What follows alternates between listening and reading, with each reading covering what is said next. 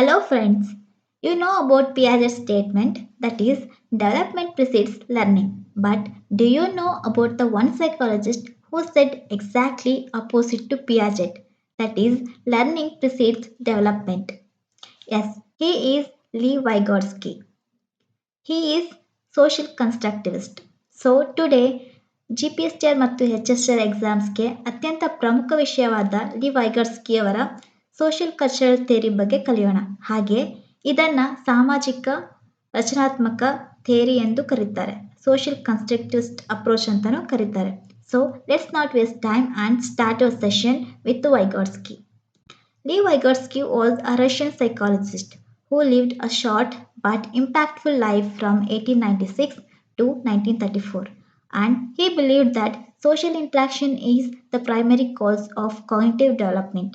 ಅಂದರೆ ಮಗುವಿನ ಅರಿವಿನ ವಿಕಾಸಕ್ಕೆ ಸಾಮಾಜಿಕ ಸಂವಹನವೇ ಪ್ರಾಥಮಿಕ ಕಾರಣ ಎಂಬುದು ಇವರ ಪ್ರಮುಖ ನಂಬಿಕೆಯಾಗಿತ್ತು. ಹಾಗಾಗಿ Vygotsky is known as social constructivist and unlike Piaget, who was an individual or cognitive constructivist. And here is a big picture. Cognitive development is not something that happens inside a child's head. It is social process. ನಾವು ಮೊದಲು ನಮ್ಮ ಸಂಸ್ಕೃತಿ ಮತ್ತು ಇತರರೊಂದಿಗೆ ಸಂವಹನದ ಮೂಲಕ ಕಲಿತೇವೆ. Then we internalize that knowledge. And that is the reason Vygotsky says learning happens not once but twice.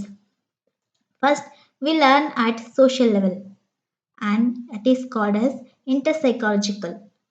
Because according to Vygotsky, learning first occurs on the social level or interpsychological.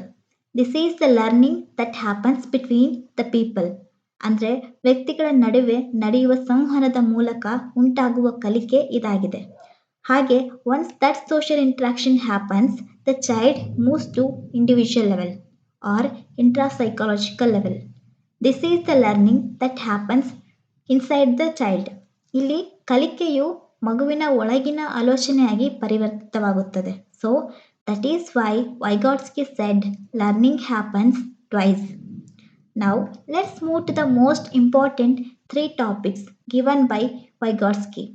Zone of proximal development, more knowledgeable other, and scaffolding. These are most important in the exam point of view.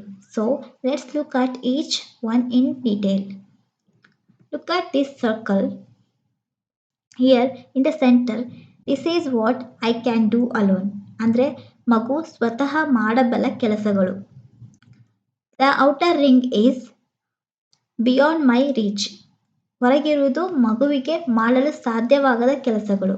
But that middle yellow ring is the zone of proximal development.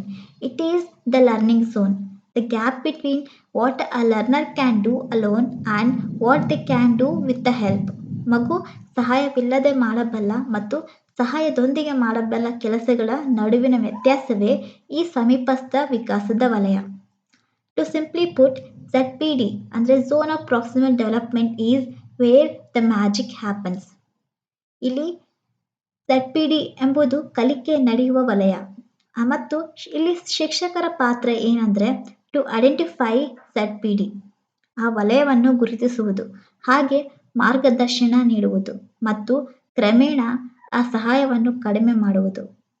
As we say ZPD, zone of proximal development is the learning zone where help turns potential into skill.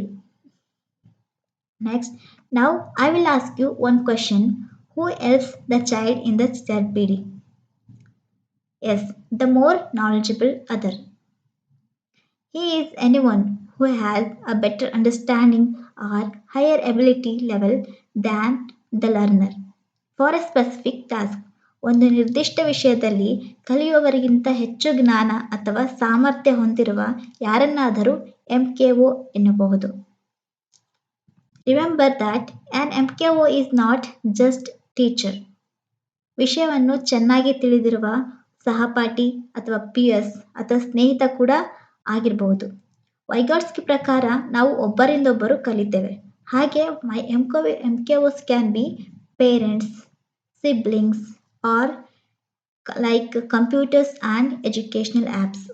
ನಮಗೆ ಒಬ್ಬರೇ ಮಾಡಲು ಸಾಧ್ಯವಾಗದ ಕೆಲಸವನ್ನು ಮಾಡಲು ಯಾವುದು ಸಹಾಯ ಮಾಡುತ್ತದೆಯೋ ಅದೇ MKO ಅಂತ ಕರೆಯಲ್ಪಡುತ್ತದೆ. Now let's discuss another important concept, scaffolding. Scaffolding is temporary support provided by the MKO. ಅಂದರೆ MKO ನೀಡುವ ತಾತ್ಕಾಲಿಕ ಬೆಂಬಲ ಅಥವಾ ಆಧಾರ ನೀಡಿಕೆ. ಮಗು ಪ್ರಗತಿ ಹೊಂದಲು ಅಗತ್ಯವಿರುವಷ್ಟು ಸಹಾಯ ನೀಡುವುದು ಮತ್ತು ಮಗು ಸ್ವತಂತ್ರವಾದಂತೆ ಆ ಬೆಂಬಲವನ್ನು ಕ್ರಮಬದ್ಧವಾಗಿ ತೆಗೆದುಹಾಕುವುದನ್ನೇ ಸ್ಕ್ಯಾಫೋಲ್ಡಿಂಗ್ ಅಂತ ಕರೀತಾರೆ. ಫಾರ್ ಎಕ್ಸಾಂಪಲ್, ನಾವು ಕಟ್ಟಡ ಕಟ್ಟುವಾಗ ಬಳಸುವ ಅಟ್ಟಣಿಗೆ ಅಥವಾ ಸ್ಕ್ಯಾಫೋಲ್ಡ್ ಅಂತ ನೆನಪಿಸಿಕೊಂಡ್ರೆ, ಕಟ್ಟಡವು ಸ್ವತಃ ನಿಲ್ಲುವಷ್ಟು ಗಟ್ಟಿಯಾದ ಮೇಲೆ ಅಟ್ಟಣಿಗೆಯನ್ನು ತೆಗೆದುಹಾಕಲಾಗುತ್ತದೆ. In the same way, we use scaffolding in the classroom by giving hints, breaking a big problem into small steps, or providing formulas. This is the concept of scaffolding. Now, let's move to important part of the session. The role of language in the development. ವಿಕಾಸದಲ್ಲಿ ಭಾಷೆಯು ಅತ್ಯಂತ ಪ್ರಮುಖ ಸಾಧನ ಎಂದು ವೈಗಾಟ್ಸ್ಕಿ ಅವರು ನಂಬಿದ್ರು. ಅವರು ಭಾಷೆಯ 3 ಹಂತಗಳನ್ನು ಗುರುತಿಸಿದ್ದಾರೆ: ಸಾಮಾಜಿಕ ಭಾಷಣ, ಸೋಷಿಯಲ್ ಸ್ಪೀಚ್, ಖಾಸಗಿ ಭಾಷಣ, ಪ್ರೈವೇಟ್ ಸ್ಪೀಚ್, ಮತ್ತು ಅಂತರಂಗದ ಭಾಷಣ, inner speech. Let's look at each one. Starting around age 2, children use social speech. This is simply talking to others to communicate needs and interact with the world. ಇಲ್ಲಿ ಇತರರೊಂದಿಗೆ ಸಂವಹನ ನಡೆಸಲು ಮತ್ತು ತಮ್ಮ ಅಗತ್ಯಗಳನ್ನು ವ್ಯಕ್ತಪಡಿಸಲು ಬಳಸುವ ಭಾಷೆಯೇ ಸಾಮಾಜಿಕ ಭಾಷೆಯಾಗಿದೆ. This is favorite for examiners. Around age 3, children start private speech, talking out loud to themselves to guide their own actions. 3 ವರ್ಷದ ನಂತರ ಮಕ್ಕಳು ತಮಗೆ ತಾವೇ ಗಟ್ಟಿಯಾಗಿ ಮಾತನಾಡಿಕೊಳ್ತಾರೆ. ಇದನ್ನೇ ಖಾಸಗಿ ಭಾಷಣ ಎನ್ನುತ್ತಾರೆ. ಪಿಯಾಜೆ ಇದನ್ನು ಅಹಂ ಕೇಂದ್ರಿತ ಅಥವಾ ಈಗೋಸೆಂಟ್ರಿಕ್ ಮತ್ತು ನಿರುಪಯುಕ್ತ ಎಂದು ಕರೀತಾರೆ. ಆದರೆ ವೈಗಾಟ್ಸ್ಕಿ ಇದನ್ನ ಮಗುವಿನ ಸ್ವಯಂ ನಿಯಂತ್ರಣಕ್ಕೆ ಅತ್ಯಗತ್ಯ ಎಂದು ಹೇಳ್ತಾರೆ. By the age of 7, that private speech goes underground and becomes inner speech. It is silent internal monologue. ಇಲ್ಲಿ ಮಗು ಮನಸ್ಸಿನಲ್ಲೇ ತನ್ನ ಸಮಸ್ಯೆಗಳನ್ನು ಪರಿಹರಿಸುವ ಸಾಮರ್ಥ್ಯ ಪಡೆಯುತ್ತದೆ. ಇದನ್ನೇ ಇನ್ನರ್ ಸ್ಪೀಚ್ ಅಂತ ಕರೀತಾರೆ. To summarize, private speech is thinking out loud for self-guidance, and inner speech is internalized mental planning. That is why Vygotsky said that language shapes thought. And remember, Piaget said that thought comes before language. So this difference is asked many times in the exams. Note that. Now let's know how do we use this theory in the classroom. One way is reciprocal teaching, ಪರಸ್ಪರ ಬೋಧನೆ, where the teacher and students take turns leading a discussion.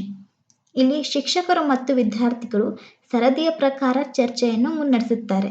ಇದನ್ನೇ reciprocal teaching ಅಂತ ಕರೀತಾರೆ. ಹಾಗೆ ಮತ್ತೊಂದು ಪ್ರಮುಖ ಅಂಶ ಸಹಪಾಠಿ ಬೋಧನೆ, ಪಿಯರ್ ಟ್ಯೂಟರಿಂಗ್. ತರಗತಿಯಲ್ಲಿ ಹೆಚ್ಚು ಜ್ಞಾನವಿರುವ ವಿದ್ಯಾರ್ಥಿಗಳನ್ನು ಬಳಸಿಕೊಂಡು ಇತರರಿಗೆ ಕಲಿಸುವುದು ಇದರ ಉದ್ದೇಶ. Vygotsky strongly supported collaborative learning. He believed that group work is almost always better than solo work because it provides constant social interaction. ಗುಂಪು ಕೆಲಸವು ವೈಯಕ್ತಿಕ ಕೆಲಸಕ್ಕಿಂತ ಉತ್ತಮ, ಏಕೆಂದರೆ ಇದು ಸಾಮಾಜಿಕ ಸಂವಹನಕ್ಕೆ ಅವಕಾಶ ನೀಡುತ್ತದೆ ಎಂದು ವೈಗಾಟ್ಸ್ಕಿ ಅವರು ನಂಬಿದ್ರು. Now let's see a real example. ಮಗುವಿಗೆ ಒಬ್ಬನೇ ಸೈಕಲ್ ಓಡಿಸಲು ಸಾಧ್ಯವಿಲ್ಲ. ಹಾಗಾಗಿ ತಂದೆ ಅಥವಾ ತಾಯಿ ಸೈಕಲ್ ಸೀಟನ್ನು ಹಿಡಿದುಕೊಳ್ಳುತ್ತಾರೆ. ಇದನ್ನೇ ಸ್ಕ್ಯಾಫೋಲ್ಡಿಂಗ್ ಅಂತ ಕರೆಯೋದು. ಮಗು ಸಮತೋಲನ ಕಲಿತಂತೆ ಸಹಾಯವನ್ನು ಕಡಿಮೆ ಮಾಡಿ ಮಗು ತಾರೆ ಓಡಿಸುವಂತೆ ಮಾಡಲಾಗುತ್ತದೆ. ಇದನ್ನೇ ಸೋಷಿಯಲ್ ಕನ್ಸ್ಟ್ರಕ್ಟಿವಿಸ್ಟ್ ಅಪ್ರೋಚ್ ಅಂತ ಕರೆಯೋದು. ಹಾಗಾದರೆ ಈ ಸಿದ್ಧಾಂತದ ಅನುಕೂಲಗಳೇನು? It recognizes the importance of social diversity and culture. ಇದು ಸಾಮಾಜಿಕ ವೈವಿಧ್ಯತೆ ಮತ್ತು ಸಂಸ್ಕೃತಿಯ ಮಹತ್ವವನ್ನು ಗುರುತಿಸುತ್ತದೆ.